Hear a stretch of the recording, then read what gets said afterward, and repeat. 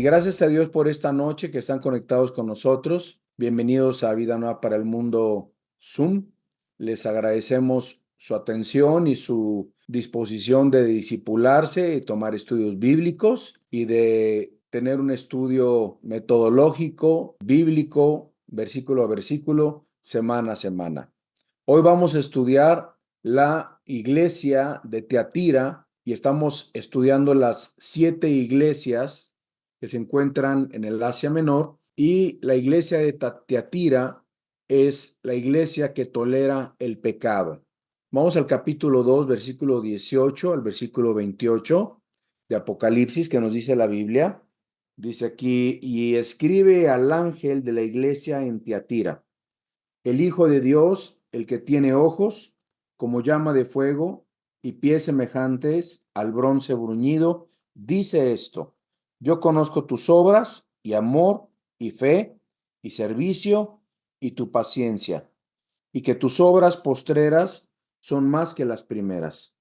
Pero tengo unas pocas cosas contra ti, que toleras que esa mujer Jezabel, que se dice profetiza, enseñe y seduzca a mis siervos a fornicar y a comer cosas sacrificadas a los ídolos.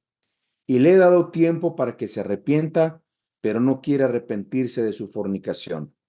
He aquí yo la arrojo en cama y en gran tribulación a los que con ella adulteran, si no se arrepienten de las obras de ella. Y a sus hijos heriré de muerte, y todas las iglesias sabrán que yo soy el que escudriña la mente y el corazón, y os daré a cada uno según vuestras obras. Pero a vosotros y a los demás que están en Teatira, a cuantos no tienen esa doctrina y no han conocido lo que ellos llaman las profundidades de Satanás, yo os digo, no os impondré otra carga. Pero lo que tenéis, retenedlo hasta ahora o hasta que yo venga. El que venciere y guardare mis obras hasta el fin, yo le daré autoridad sobre las naciones, y la regirá con vara de hierro, y serán quebradas como vaso de alfarero, como yo también la he recibido de mi Padre. Y le daré la estrella de la mañana. El que tiene oído, oiga lo que el Espíritu dice a la iglesia. Tiatira, la iglesia que tolera el pecado. Tiatira significa que no se cansa de sacrificar, que no se cansa de sacrificar. La ciudad de Tiatira estaba localizada aproximadamente a unos 64 kilómetros al sureste de Pérgamo y fue establecida por Seleuco Nicator en el año 301 al año 281 antes de Cristo, y formó parte, Tiatira, del imperio de Alejandro el Grande. La ciudad actualmente no se llama Tiatira, esta ciudad se llama Aquízar y tiene aproximadamente una población de 35,000 habitantes. Es muy pequeña. La importancia de esta ciudad radicaba en su situación geográfica, pues estaba en el camino que unía a Pérgamo con Sardis y que seguía hasta Filadelfia y luego la Odisea. Y era el camino donde viajaba el correo imperial romano. Tiatira llegó a ser un oasis de la cultura griega en un desierto oriental. Su dios local se llamaba Apolo, y él era el Apolo y el héroe militar Tirimno, que aparecía en las monedas antiguas montando un caballo y armado con un hacha y con un garrote. Ahí tenemos alguna foto de Teatira, la podemos ver en nuestro PowerPoint. Y bueno, también tenía un santuario, un oráculo de adoración y adivinación, dirigido por una sacerdotisa llamada Zambate. Ahora, Tiatira era el centro de la industria del teñido y del comercio de tela de lana. En Hechos capítulo 16, versículo 14, no lo lean en este momento, lo pueden leer más adelante en su casa. Se menciona a una mujer que se llamaba Lidia y se le llamaba la vendedora de púrpura. ¿Recuerdan a Lidia, que se juntaba en un río junto con otras personas a orar? Se encontró con Pablo, conoció a Pablo, hospedó a Pablo. Bueno, Lidia provenía de esta ciudad de Teatira. Yo recuerdo muy bien a Teatira y les voy a contar algo que yo recordé al estar haciendo este mensaje, este sermón. Teatira fue el primer lugar donde mi hijo Estéfano predicó la palabra de Dios después de haber salido del Instituto Bíblico Palabra de Vida en Argentina. Estábamos en Teatira, donde también estaba ahí cerca lo que se conoce como el carcelero de Filipos y toda esa sección. Había un río muy hermoso y bautizamos a algunas personas y por primera vez yo le pedí a Estéfano, ¿por qué no compartes acerca de Lidia? Y Estéfano compartió ahí en el río, donde Lidia iba a orar y donde Lidia teñía su ropa color púrpura. Estéfano compartió ahí por primera vez su primer sermón que él compartió estando de tiempo completo predicando la palabra de Dios. Esta iglesia tenía tres problemas principales. Apúntenlos. Número uno, las normas morales se habían relajado, pues empezaron a tolerar el pecado. Número dos, en esta ciudad se celebraban periódicamente banquetes en los templos paganos y la carne que se consumía era sacrificada a los ídolos. Ahora yo me pregunto, ¿no?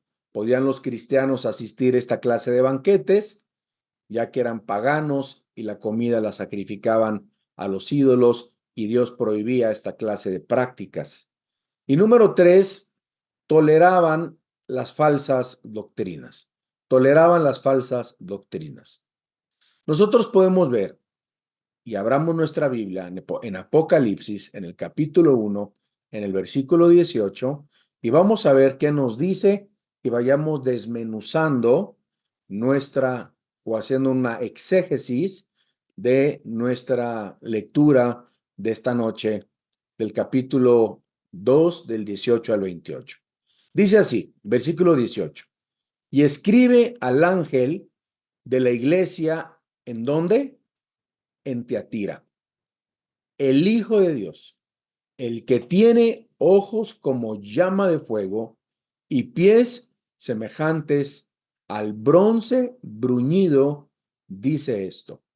Vean cómo comienza diciendo el versículo 18, el Hijo de Dios, el Hijo de Dios. Aquí se identifica a Jesucristo como el Hijo de Dios. Y esta es la única vez en este libro que se le menciona de esta manera.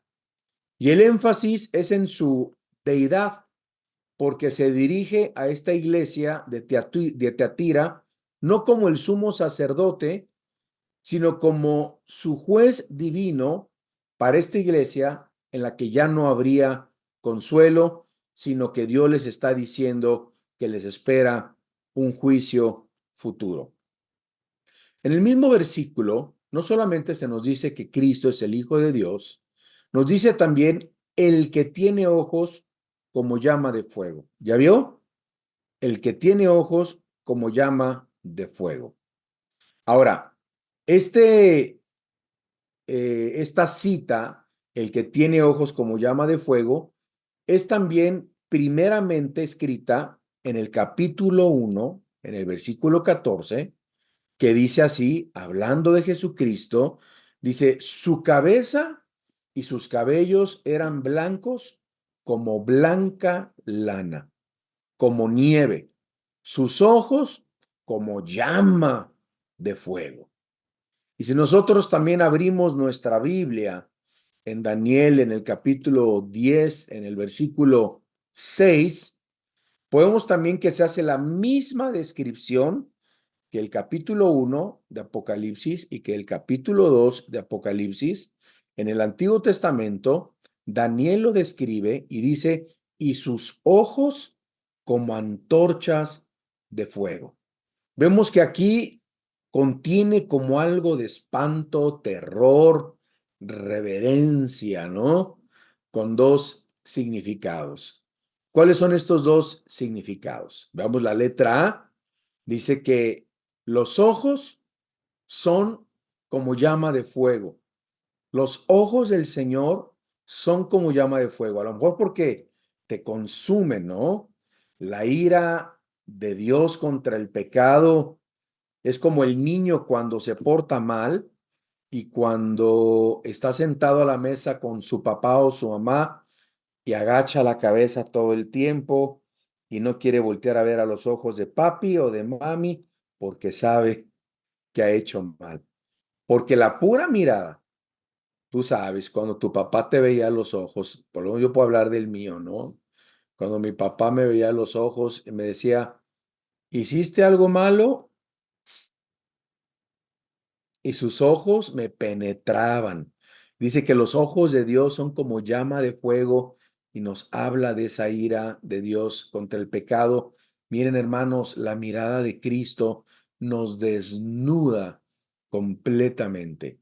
Y la letra B nos dice la tremenda y escalofriante penetración de esa mirada que nos desnuda de cualquier pretensión, de cualquier disfraz para poder revelar y exponer nuestros secretos más íntimos.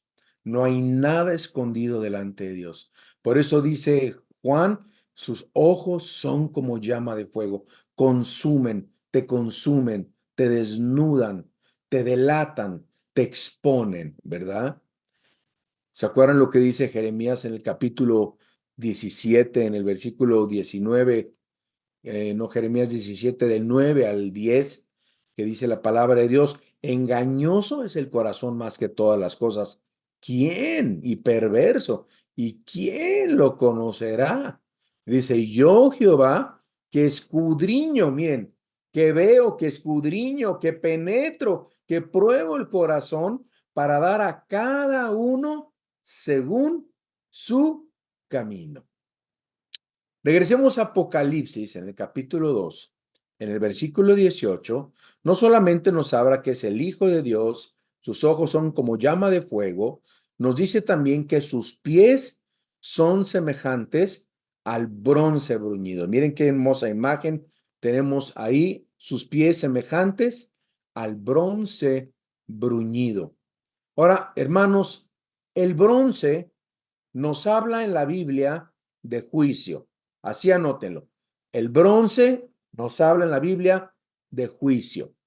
Y encontramos este retrato en el capítulo 19 de Apocalipsis, en el versículo 15, que nos dice que los pies puros y santos de Cristo aplastarán toda impureza de esta iglesia al ser juzgada, como Dios aplastará también las naciones al ser juzgados. No solamente vemos en el número 1 la descripción del Señor Jesús, ahora vamos al número 2 y veamos la aprobación.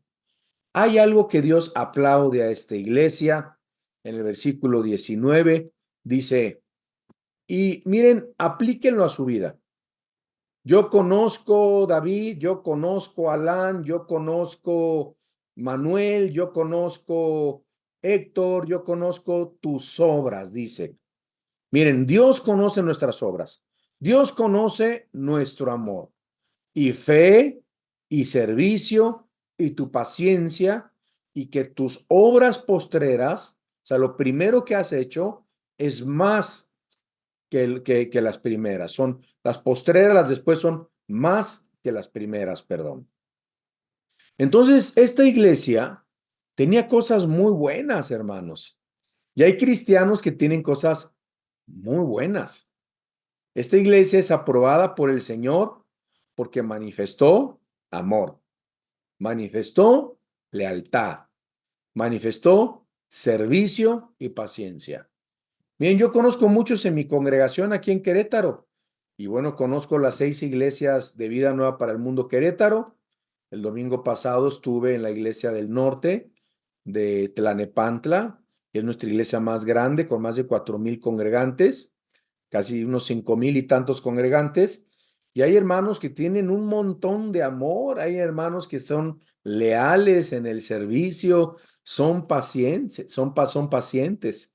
Vamos a ver algunas cosas de esta iglesia. Vamos a ver de la letra A a la letra F, algunas cosas buenas que tenían estos hermanos, y a lo mejor tú tienes estas obras. Y esto indicaba que muchos continuaran sirviendo a Cristo con buenas obras. A ver, levanten la mano los que hacen buenas obras para Cristo. Gloria a Dios, gloria a Dios, gloria a Dios. Bueno, muy bien. ¿Cuántos tienen amor? Letra B. Ahora, dice la Biblia que la iglesia tenía amor. Y en esta época, a lo mejor los cristianos barrían las calles de los vecinos, construyeron obras de beneficencia para los cristianos, a lo mejor regalaban ropa y manifestaban amor al prójimo. O sea, eran activos y mostraban amor a su prójimo. Letra C. Dice la Biblia que tenían fe. Bueno, de la fe y del amor nace el servicio y como consecuencia del servicio viene la perseverancia. Entonces, tenían fe y el amor, la fe y el amor, y de la fe y del amor nace el servicio y como consecuencia la perseverancia. Los que aman verdaderamente lo manifiestan al preocuparse por los demás. Yo te pregunto, ¿te preocupas por los demás? ¿Te preocupas por tu iglesia? ¿Te preocupas por tus hermanos? ¿Te preocupas por los necesitados? Estos hermanos, estos cristianos eran fieles, dice la Biblia, pistis en griego, en la obra del Señor. Eran fieles en la obra del Señor. Y yo conozco en Tlanepantla y en Querétaro y en Toluca un montón de hermanos fieles. No solamente tenían fe, letra D, tenían servicio. Tenían servicio. Significa ministerio. Tenían un ministerio en la obra del Señor. Tenían servicio en su forma de servir. Pues esta iglesia estaba comprometida en la obra de servir al Señor en sus diferentes ministerios. Caray, ¿qué le faltaba a esta iglesia? Qué iglesia tan linda, ¿verdad? Qué iglesia tan hermosa, ¿verdad? Y bueno, no solamente eso, hermanos, tenían paciencia. Letra E, del griego upomone. ¿Saben qué significa paciencia? Que no cede, que no se dan por vencido, que perseveraban. Uh, Señor, yo quiero así muchos más hermanos como estos. Y luego dice, letra F, obras postreras. O sea, nuestras buenas obras no demuestran que no nos estamos ganando la salvación, sino que ya somos salvos. Ellos hacían buenas obras, no para ganarse su salvación, sino para mostrar que Cristo vivía dentro de ellos. A ver, vamos a detenernos aquí unos segundos. Vamos a analizar todas estas, porque la iglesia tenía buenas obras, la iglesia tenía amor, hermanos amorosos, la iglesia tenía fe, la iglesia tenía espíritu de servicio increíble, eran pacientes y también tenían obras que demostraban su cristianismo. Y vamos al punto número 3. Dios acusa a esta iglesia, a estos hermanos, y tenían una carencia o varias. Versículo 20, Apocalipsis 2:20, que dice así: pero tengo unas pocas cosas contra ti. Vean que no dice muchas cosas, pocas cosas contra ti, que toleras que esa mujer Jezabel, que se dice profetiza, enseñe y seduzca a mis siervos a fornicar y a comer cosas sacrificadas a los ídolos. Uf, qué fuerte. En el versículo 20 dice que toleras a esa mujer Jezabel. La palabra Jezabel significa, anótenlo, deshonesta o perjura. Deshonesta o perjura. Ahora, les pregunto, ¿han oído hablar de Jezabel? ¿Quién fue esta mujer en el Antiguo Testamento? Y ahora, cuando aquí dice en la Biblia que toleras que esa mujer Jezabel, ¿cómo es que toleraban a una mujer Jezabel si esa mujer ya se había muerto cientos de años atrás en el Antiguo Testamento? ¿Estará hablando de la misma mujer? Miren, hermanos, vamos a pensar que había una líder o una persona de influencia en esa iglesia que a lo mejor se llamaba Jezabel igual que la del Antiguo Testamento. Yo no creo que nadie le pondría a su hija Jezabel. Es un nombre muy perverso en el Nuevo y en el Antiguo Testamento. O quizás se llamaba Filomena, no lo sé, pero tenía las características que tenía Jezabel del Antiguo Testamento. ¿Quién era esta mujer Jezabel del Antiguo Testamento? Vamos a ver algunos puntos aquí importantes. Jezabel en el Antiguo Testamento era hija del rey de Sidón. ¿Quién era el rey de Sidón? Un rey pagano. Y casada con un rey de Israel llamado Acab. Esto lo encontramos en Primera de Reyes, en el capítulo 16, en el versículo 31. Acab era hijo de Omri y reinó por 22 años, y dice la Biblia que hizo lo malo más que todos los reyes anteriores. Trajo sus dioses de Sidón a Israel, y esta mujer hizo que su esposo Acab y el pueblo de Israel adoraran a estos dioses que trajo de Sidón. La Biblia nos dice en Segunda de Reyes, siguiente punto, en el capítulo 10, en el versículo 7 y el versículo 11, que esta mujer era prostituta, hermanos, y era hechicera, e indujo a todos a pervertirse. Fíjense lo que un mal gobernante puede hacer: pervertir a toda una nación, un presidente, un gobernante, pervertir a todo un pueblo, dividir a todo un país, unos contra otros, ricos contra pobres, pobres contra ricos, introducir chamanismo, introducir brujería, como muchos políticos mexicanos que actualmente nos gobiernan. Nuestro país ha sido entregado literalmente a brujos de Catemaco, a brujos, a chamanes que hacen limpias, porque hay un espíritu también de Jezabel en nuestro país. Pero este espíritu se metió, hermanos, se metió a la iglesia. Aquí está hablando de que alguien que tenía el espíritu de Jezabel o se llamaba Jezabel estaba introduciendo esto. Vamos a ver un poco más lo que dice en Primera de Reyes. El siguiente punto dice también que esta mujer tenía 400 profetas de Baal. ¿Cuántos profetas? 400 profetas de Baal. Y eso lo encontramos en Primera de Reyes 18, 19. Y no solamente eran profetas, se sentaban a la mesa de Jezabel todos los días en su mesa a comer, compartir los alimentos con Acab y con Jezabel.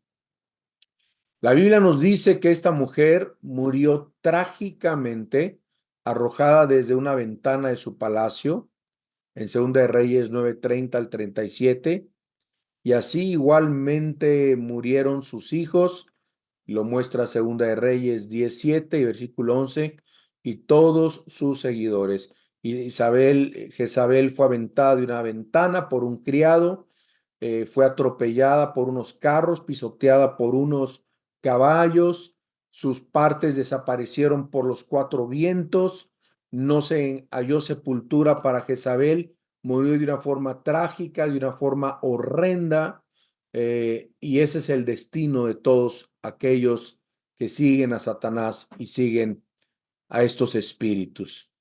Dice también en el versículo 20 de Jezabel, Apocalipsis 2:20, dice que esta mujer se dice profetiza. Ah, caray, era profeta. Cuidado en las iglesias cuando se levantan mujeres que dicen que son profetas.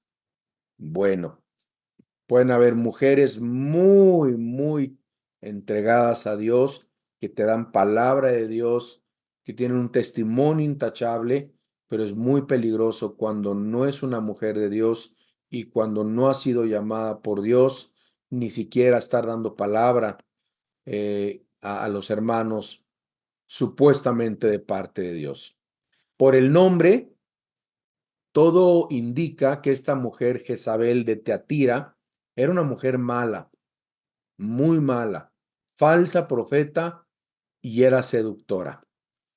Esta mujer era famosa, les voy a decir por qué, en la iglesia de Teatira, porque ejercía una influencia muy grande y muy tremenda sobre los varones para apartarlos de los caminos del Señor. Hemos conocido así este tipo de mujeres en la iglesia, sí, en Querétaro, en Toluca, en México, en muchas partes, siempre, digo, no significa que ahorita haya alguien así en mi iglesia, en Querétaro, pero ha llegado a pasar y hay mujeres que entran con el espíritu de Jezabel, hay mujeres con espíritu de Jezabel en los matrimonios, en los trabajos, mujeres que quieren toda la dirección, mandar, desvían a los empleados, desvían a los hermanos, pero aquí, al llamarse profetisa, significa que, según Jezabel en Teatira, decía que recibía mensajes directamente de Dios. Y ella decía que Dios le hablaba para comunicarlo a la iglesia. Esta mujer se vanagloriaba de tener mensajes divinos y esta mujer era realmente un agente de Satanás. Era un agente de Satanás, era una mujer infiltrada en la iglesia de Tiatira. Muchos lo sabían, aunque tenían lealtad y tenían buenas obras y tenían paciencia, pero no castigaban el pecado, hermanos. Se dejaban seducir por esta mujer. En 2 Corintios, en el capítulo 11, versículo 13 al versículo 15, dice la Biblia lo siguiente, 2 Corintios 11, 13 al 15, dice, porque estos son falsos apóstoles, obreros fraudulentos, que se disfrazan como apóstoles de Cristo. Y no es maravilla, porque el mismo Satanás se disfraza con cuernos y cola, no, como ángel de luz. Así que no es extraño si también sus ministros, los ministros de Satanás, se introducen en la iglesia. Hay iglesias que tienen ministros de Satanás, se disfrazan como ministros de justicia, cuyo fin será conforme a sus obras. En 1 Corintios capítulo 14, en el versículo 3, fíjense lo que dice la Biblia de los que profetizan. Profetizar, recuerden que actualmente es los que hablan de la palabra de Dios a los hombres. Así que yo puedo agarrar y decir, hermano, te tengo una palabra y te puedo compartir una palabra de Dios, te estoy profetizando. Cuando yo hablo los domingos a mi iglesia, les estoy profetizando, les estoy declarando los designios, la palabra, el logos de Dios a la iglesia. En 1 Corintios 14:3 nos dice la Biblia, pero el que profetiza habla a los hombres ¿para qué? Para edificación, exhortación y consolación. Entonces, si alguien viene a darte una palabra para destruirte, para acusarte, para condenarte, no es de Dios. La palabra es para edificar, exhortar y consolar, y nunca para maldecir, ¿verdad? Recuerdo una vez que en una iglesia se levantó una señora y hermanos, Dios me dice, y todos se callaban porque la consideraban profeta, ¿no? Que la familia tal anda en pecado y que le debe dinero y que tiene que pagar pronto su deuda, en fin, era un desastre esa iglesia, ¿no? Esta mujer acabó dividiendo, destruyendo la iglesia, fue una situación muy triste, ¿no? Y también nos dice la Biblia que en el versículo, seguimos en el versículo 20, vayan al versículo 20, Apocalipsis 2:20, que nos dice, enseñe y seduzca a mis siervos a fornicar. Asústame. Enseña y seduce a mis siervos a fornicar. ¡Qué grueso! La enseñanza respecto que muchas veces toma la mujer el papel o el rol que le corresponde al hombre y lo toma la mujer porque el hombre no lo toma y cuando cae en manos de una mala mujer como Jezabel, las consecuencias vienen a ser desastrosas, ¿no? Yo no sé si lo tengan en su PowerPoint, pero yo quiero compartir esto que es muy importante. La Biblia nos enseña en 2 Timoteo, en el capítulo 2, versículo 11 y 12, 2 Timoteo 2, 11 y 12, la Biblia dice, la mujer aprenda en silencio con toda sujeción, porque no permito a la mujer enseñar ni ejercer dominio sobre el hombre, sino estar en silencio. Qué diferente, ¿no? Al espíritu de Jezabel. En 1 Corintios 14:34 dice, vuestras mujeres callen en las congregaciones porque no les es permitido hablar, sino que estén sujetas como también la ley lo dice. Yo quiero explicar, porque aquí no significa que la mujer no pueda hablar en la iglesia, no puede enseñar a los niños, no puede enseñar a las mujeres, no podemos nosotros agarrar un extremo en este versículo, hacer una doctrina de este versículo y generalizar de que la mujer no puede hablar ni decir nada, pero que no tome el papel que le corresponde al hombre es muy importante. Todos los nombres para describir líderes en la iglesia, hermanos, están en género masculino. En género masculino. ¿Bien? Por ejemplo, en la Biblia no se mencionan pastoras, se mencionan diaconisas. Luego mi esposa le dicen pastora y la verdad sí nos sentimos bien raros, ¿no? Ahora que estuvimos con Nick Vujicic y fuimos a Toluca, estuvimos con tantos pastores y todos le decían a Celia, pastora. Ya nada más nos volteamos ella y yo y nos reímos, ¿no? Ya no les decimos nada. Pero en la iglesia en Querétaro, nuestra iglesia Vida Nueva para el Mundo Querétaro, le dicen Celia. Y ahí me pueden decir Alan, no me tienen que decir pastor, aunque soy un pastor, yo sí soy pastor. Digo, la esposa del doctor no es doctora, ¿o sí? La esposa del ingeniero no es ingeniera, ¿verdad que no? Ni la esposa del veterinario es veterinaria, ¿verdad que no? Muchas veces son amas de casa o tienen otra función y el hecho de que sea la esposa del pastor no significa que es pastora y tampoco significa que todas las esposas de los pastores deban de servir de tiempo completo en servir a la iglesia. Digo, porque muchas esposas de pastores no fueron llamadas más que su esposo y los esposos las obligan a servir, a ministrar a las hermanas, hermanos, y están muy frustradas las pobres esposas, porque Dios las llamó a servir a sus hijos, a servir en su hogar. o quizás en otro trabajo, no lo sé. Pero hay muchas mujeres, esposas de pastores que sí son llamadas. Es el caso de mi esposa. Celia fue llamada a servir a Dios. Le encanta compartir, le encanta predicar. Ahorita está dando su Zoom a jovencitas, mañana le va a predicar a las mujeres de la iglesia. Ella recibió un llamado de parte de Dios. Sani, la esposa de Cristian, tiene un tremendo llamado también en el canto, en la enseñanza, a las jovencitas también, pero no siempre es así. No siempre es así. Y yo reconozco en mi esposa que tiene un llamado de Dios, que es una sierva de Dios, ¿verdad? Todos los nombres que se dan a los líderes en la iglesia son términos masculinos. Por ejemplo, obispos, episcopos, ancianos, presbúteros y pastores. Dios, en su palabra, en la Biblia, le entregó al varón la autoridad y el gobierno, no solamente de la iglesia, del hogar, de las naciones, hermanos. Aquí tienen algunas referencias bíblicas en 1 Corintios 11, 1 Corintios 14, 1 Timoteo capítulo 2, del 11 al 15.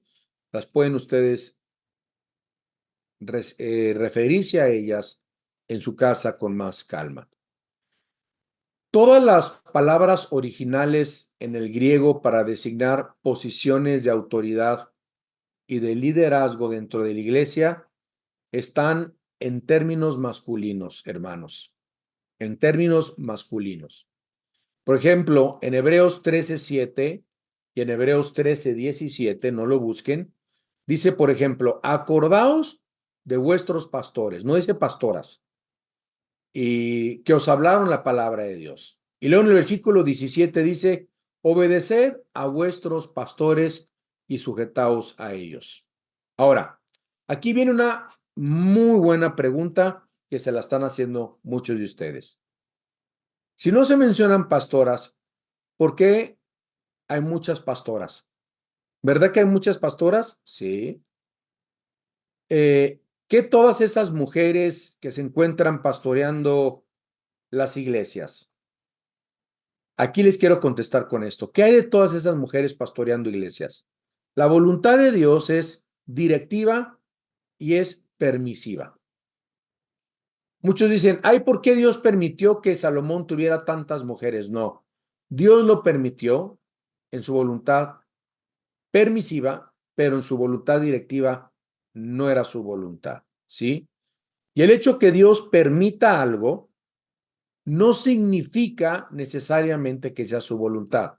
Si una iglesia tiene una pastora, no significa que Dios lo permita, Dios lo permite muchas veces, no significa que sea su voluntad, ¿no?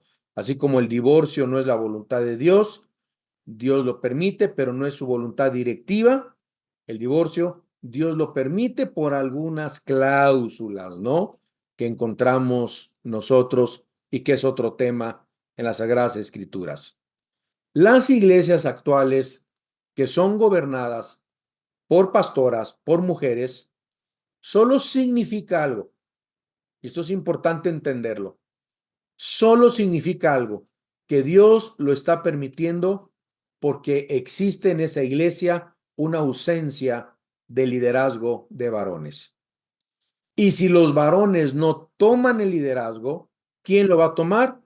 Una mujer. Y por un lado, gracias a Dios por esas mujeres que han tomado las riendas del liderazgo, la iglesia está caminando en ciertas iglesias, gracias a que muchas mujeres, su esposo no toma las riendas del hogar, la toma la mujer, porque los hombres han soltado las riendas, es una cuestión de autoridad. El hogar no se ha caído gracias a esa mujer, ¿verdad? Pero yo también les pregunto, ¿qué todas esas mujeres que toman liderazgo son Jezabeles? Y la respuesta es no, de ninguna manera. Existen cantidad de mujeres ungidas por Dios y que aman verdaderamente a Dios y a sus ovejas y que están realizando un trabajo maravilloso en la evangelización y en el pastorado de las almas. Entonces, ¿a qué tipo de mujeres se refiere el Señor Jesús? Anoten esto, Jezabel representa el espíritu de control, dominio, manipulación, chantaje y la usurpación de la autoridad masculina, tanto en el hogar como en la iglesia. Una iglesia que sí tiene un liderazgo varonil, un hogar donde sí existe un hombre que toma el liderazgo y la mujer no se sujeta y la mujer viene en contra del marido y la mujer mina la autoridad del marido y la mujer se levanta en armas en contra del pastor de la iglesia y comienza a hacer chismes y comienza a sembrar discordia entre los hermanos, es una Jezabel. Y ahí tenemos algunas referencias, Isaías 3:12, 1 Timoteo 2:12. Son mujeres tratando de dirigir, gobernar y provocar temor sobre miembros de la iglesia, hermanos. Tienen falsas profecías, son falsas profetas. Dice la Biblia que Jezabel se dice profetiza sueños y visiones mentirosas. Aquí vemos Jeremías 14:14, versículo 23, Jeremías 16:21, versículo 25 al 26. Miren, hermanos, no saben qué cantidad de hermanos me escribieron a mi Instagram, porque es la única manera que me pueden contactar. La mayoría es por Instagram, Alan Alducin 1. Yo leo todos mis mensajes, pero hermanos que me dijeron, yo hermano soy profeta y yo vi a su hijo sano, a Estéfano. Yo lo vi sano, yo lo vi sanando a mucha gente. Dios me dijo que le diera esta palabra. Fueron falsas profecías. De una cosa es desear que fuera sano, pedir a Dios que fuera sano, pero eso de decir, Dios me dijo que su hijo va a ser sano, fue una falsa profecía. Fue un falso sueño, fue una falsa visión. Así que todo líder espiritual que no ejerza control y tolera este tipo de mujeres dentro de su iglesia, acabará tarde o temprano comprometiendo sus convicciones y se encontrará fornicando, no físicamente, espiritualmente, pastores que no controlan a estas mujeres, pastores que dejan que estas mujeres tomen el control de la iglesia. Pastores que no saben qué hacer con esa mujer y en vez de cortarla, quitarla, banquearla, suspenderla del ministerio, les dejan y les siguen permitiendo que lleven el control de sus iglesias. Y esto es y pasa frecuentemente en muchas congregaciones, no solamente que gobiernan mujeres. Recuérdense de la iglesia que vimos anteriormente, Esmirna, hermanos. ¿Se acuerdan de Esmirna? ¿O sí fue Esmirna, Pérgamo, pero en Pérgamo, ¿verdad? Donde nos hablaba la palabra de Dios, que tenían la doctrina de Balaam y la doctrina de los Nicolaitas, ¿se acuerdan? La doctrina de Balaam era seducir al pueblo de Dios para obtener una ganancia deshonesta, y la doctrina de los Nicolaitas es donde gobiernan los congregantes de la iglesia o las familias con más dinero de la iglesia, y es un gobierno de congregantes, de laicos, donde el pastor se le asigna un salario, el pastor no toma decisiones, lo toma una mesa directiva. Caramba, en la Biblia dice que los presbíteros, los obispos, los pastores son los que mandan en la iglesia, son los que toman las decisiones. Su servidor, junto con mis pastores, decidimos en qué vamos a usar el dinero, a quién le vamos a sembrar, a qué misionero les vamos a mandar, qué equipo vamos a comprar, qué vamos a gastar. Nosotros los pastores tenemos que tomar esas decisiones, ¿sí? El varón de la casa, de la iglesia, de la empresa, que abandona el liderazgo que Dios le dio, ese varón será juzgado. Será juzgado. Finalmente dice en el versículo 20 que también les enseñaba a comer cosas sacrificadas a los ídolos. Y es posible que las enseñanzas de Jezabel, de inducir a los siervos de Dios a comer cosas sacrificadas a los ídolos, tenía mucho que ver con estas prácticas satánicas. En el versículo 21, vamos al versículo 21, que dice, y le he dado tiempo para que se arrepienta, pero no quiere arrepentirse de su fornicación. Miren, hermano, Dios en su gracia no nos juzga inmediatamente, sino que siempre nos ofrece tiempo para el arrepentimiento.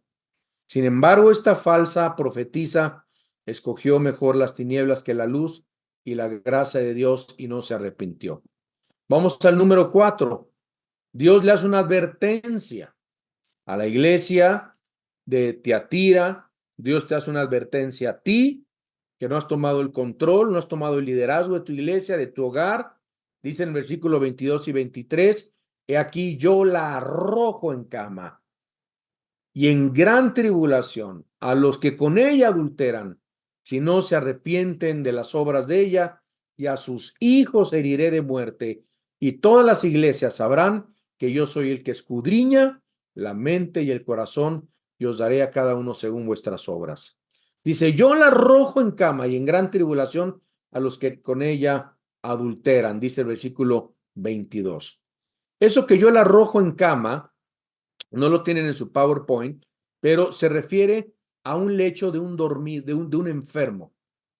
Y tras haber dado tiempo suficiente a esta mujer para que se arrepintiera, Dios disponía a juzgarla con una enfermedad.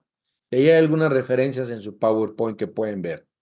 Y como ella se había dedicado a usar su cama suntuosa para cometer la inmoralidad, por sus fornicaciones, por su falta de arrepentimiento, seguramente Dios le estaba tendiendo una cama en la eternidad donde yacería para siempre en el infierno. Dice en el versículo 23, a sus hijos heriré de muerte. Era demasiado tarde ya para Jezabel. Sus hijos, la iglesia de Tiatira tenía aproximadamente 40 años de existencia cuando Juan escribió a esta iglesia, y la enseñanza de esta mujer había producido una segunda generación que practicaba las mismas disipaciones. En el versículo 23 nos dice la Biblia, Apocalipsis 2:23, y todas las iglesias sabrán que yo soy el que escudriño la mente y el corazón. Vayamos al versículo 24 y 25 y veamos el consuelo de Dios. Número 5, el consuelo de Dios. Vamos a leer versículo 24 y 25. Dice, pero a vosotros y a los demás que están en Tiatira, a cuantos no tienen esa doctrina y no han conocido lo que ellos llaman las profundidades de Satanás, yo os digo, no os impondré otra carga, pero lo que tenéis, retenedlo hasta que yo venga. O sea, Dios, habiendo advertido a Jezabel y a sus seguidores de arrepentirse, ahora el Señor se vuelve, dice, a cuantos no tienen esa doctrina y no han conocido a lo que ellos llaman las profundidades de Satanás. Hermanos, en Romanos 9:29 Dios nos dice que Dios siempre tiene un remanente fiel. Había en la iglesia de Tiatira hombres y mujeres que no se habían contaminado con Jezabel. Y cuando la iglesia ya no tiene un remanente, porque siempre en la mayoría de las iglesias hay unos 2 o 3 que no han doblado su rodilla ante Baal, no han fornicado, no han adulterado, se han mantenido en santidad. ¿Se acuerdan cuando Dios iba a destruir Sodoma y Gomorra y que le decía Abraham, si encuentras 50 fieles por amor a los 50, detendré mi juicio, ¿no? ¿Se acuerdan de eso? Y si encuentra 10, pero no existía ni uno justo delante de Dios. Y cuando este remanente no existe, es cuando viene el juicio, hermanos. Y ahí lo pueden ver las referencias bíblicas en el PowerPoint. Así que quiero ir terminando con esto. Dios no quiere que nos zambullamos en las profundidades del mal, ni que pasemos nuestra vida persiguiendo al diablo, viendo demonios por todos lados. Y ese tiene espíritu de no sé qué, y ese tiene un espíritu de no sé qué.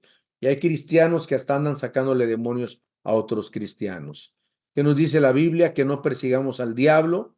Dice en Santiago 4:7, someteos pues a Dios, resistid al diablo y el diablo huirá de vosotros. Muchos creen que si van con los pastores a que le saquen sus demonios, se van a consagrar, se van a rendir a Dios. Hermano, Dios te pide que tú resistas al demonio, a Satanás, con santidad, con su palabra, y él va a huir de tu vida. No necesitas que alguien te facilite el camino. Es tu chamba, es tu labor. El versículo 25 de Génesis 2, de Apocalipsis 2, nos dice: pero lo que tenéis, retenedlo hasta que yo venga. Y esta es una referencia en el versículo 25 de la segunda venida de Cristo para no desmayar hasta su venida. Y bueno, y ahora podemos ir finalmente a la promesa. Número 6, la promesa. En el versículo 26 al versículo 29 se nos menciona en la Biblia y nos dice así. Vamos a Apocalipsis 2, 26 al 29. Al que venciere y guardare mis obras hasta el fin, yo le daré autoridad sobre las naciones. Qué precioso. Y la regirá con vara de hierro y serán quebradas como vaso de alfarero. Como yo también la he recibido de mi Padre, y le daré la estrella de la mañana. El que tiene oído, oiga lo que el Espíritu dice a las iglesias. Aquí hay dos promesas que hace Cristo a los que venzan en esta tierra. Ahora yo les pregunto, ¿cuántos son vencedores? ¿Cuántos van a vencer hasta el final? ¿Cuántos van a servir a Dios hasta el final? ¿Cuántos van a seguir ganando almas hasta que Cristo venga por ti? Estos son los vencedores, los que viven por fe, los que viven en la palabra. ¿Qué dice la Biblia? A todos los vencedores le daré autoridad sobre las naciones y las regirán con vara de hierro. Usted y yo, hermanos, tenemos aquí en vida la oportunidad, la oportunidad de Dios de ganarnos un puesto de autoridad cuando estemos con Dios gobernando las naciones. ¿Qué vas a hacer tú? ¿Regidor? ¿Chalán? ¿Mandamás? ¿O vas a gobernar con Cristo la eternidad? Solo los que vencen y se guardan hasta el último momento, que pelean la buena batalla, como Estéfano lo hizo, y como muchos otros cristianos que nos han precedido, teniendo alrededor nuestro tan grande nube de testigos, que son todos los que nos han precedido y han muerto en Cristo Jesús, y desde el cielo nos están echando porras y nos están diciendo: tú puedes en Cristo que te fortalece. Dice la palabra de Dios que desde el principio de la creación fue el deseo de Dios que el hombre pueda gobernar. Dios le dio a Adán un jardín para gobernar, animales para gobernar, en Génesis 1:26. Y aunque esto fue interrumpido, ¿verdad?, por la caída, por el pecado, se cumplirá finalmente durante el reinado terrenal milenial de Cristo. Lo pueden ver en Apocalipsis 12:5, Apocalipsis 19:15 y en Isaías 2, del 1 al 4. Y letra B dice: y le daré la estrella de la mañana. Versículo 28. Jesús se llama a sí mismo estrella de la mañana. Vean lo que dice Apocalipsis 22:16. Dice: yo, Jesús, he enviado mi ángel para daros testimonio de estas cosas en las iglesias. Yo soy la raíz y el linaje de David, la estrella resplandeciente de la mañana. Y estos, hermanos, una promesa de que en el reino mesiánico, de acuerdo a Daniel 12:3 y Mateo 13:43, los justos brillarán como las estrellas. Vamos a brillar con la luz de Cristo. Habrá pues un gran contraste. Los redimidos ahora somos ignorados, ahora en la tierra somos despreciados, somos perseguidos, se burlan de nosotros, te dicen la monja de la cuadra, te dicen el fresa, el apretado, te dicen tantos apodos, pero dice la Biblia que un día nosotros vamos a brillar con la luz de Cristo por toda la eternidad. Dice su palabra en Colosenses 3:4, cuando Cristo, vuestra vida, se manifieste, entonces vosotros también seremos manifestados con Él en gloria. Cerremos nuestros ojos. Y aquí hay tres verdades que resaltan en este mensaje a esta iglesia. Meditemos en ellas. Número 1, la seriedad de no practicar y tolerar el pecado. ¿Cómo estás en eso? ¿Estás practicando algún pecado? Dios te pide hoy que dejes de practicar ese pecado. Número 2, la obediencia siempre caracteriza a los verdaderos creyentes. ¿Estás viviendo una vida de obediencia a Dios? ¿Dios te ha mandado a hacer algo y no lo has hecho? Número 3,